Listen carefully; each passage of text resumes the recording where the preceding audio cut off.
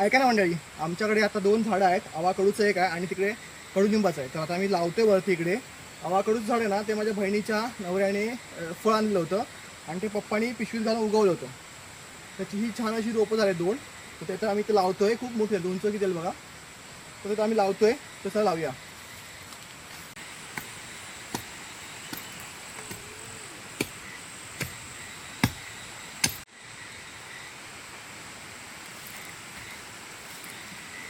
तर मंडळी आज आरोही झाडं लावणार आहे. ती बोलली मीच लावतो, तर ती लावते बघा.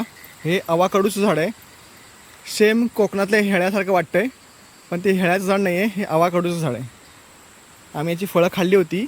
जेव्हा 1-2 झाडं आहेत ना अशी त्याला मोड आले होते, कोंब आले होते, तर ते आम्ही पिशवीमध्ये पप्पानी भरलं होतं आणि ते खूप असं चांगलं वाढलं आहे बघा. आता गेल्या वर्षी केलं होतं, 1 वर्ष झालं पिशवीमध्ये आहे. तर तो खूप मोठं झालं आहे. मग म्हटलं आज त्याला लावूया इकडे. आता मी लावतो आहे मळीमध्ये आणून इकडे, बाहेर जागा आहे तिकडे. तर मंडळी हे आहे आवाकडूचं झाड. तुम्ही पाहिलं का? आवाकडू खाल्लं का? आणि ह्याचं झाड कसं असतं हे तुम्हाला मी दाखवतो आहे. तुम्ही पाहिलं असेल तर मला कमेंट करून सांगा. आता आम्ही हे दुसरं झाड लावतो आहे कडुलिंबाचं. मी खड्डा काढून दिला आहे, आरोही माती काढते आणि त्याचं झाड लावते. कडुलिंबाचं पण झाड असावं घरी म्हणून लावते. मी बऱ्याच वेळा कडुलिंबाची झाडं लावली आहेत, पण ती मरतात का काय माहीत नाही, पाण्यामुळे का जास्त पाण्यामुळे. आता मी हे जर झाड लावतो आहे ते थोडं वरती उंचावरती लावतो आहे, जिकडे पाणी कमी असतं तिकडे. तर म्हणजे तुम्हाला माहिती आहे का कडुलिंबाचं झाड का मरतं? तर तुम्हाला माहीत असेल तर मला कमेंट करून सांगा. तर हे कडुलिंबाचं झाड आम्ही ते लावले आता.